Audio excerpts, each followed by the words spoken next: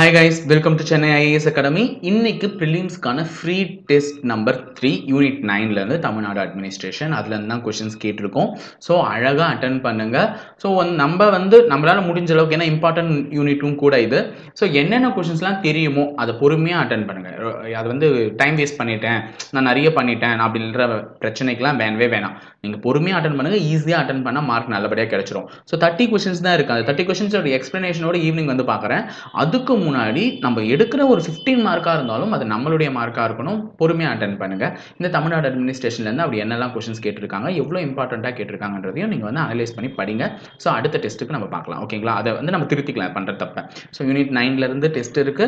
ரெடியா? கொஸ்டின் பேப்பரை டவுன்லோட் பண்ணிக்கோங்க. டிஸ்கிரிப்ஷன் பாக்ஸ்ல கமெண்ட் பாக்ஸ்ல இருந்தும். ஸோ அட்டென்ட் பண்ணிட்டு பாருங்க. ஈவினிங் வெயிட் பண்ணுங்க வீடியோக்காக.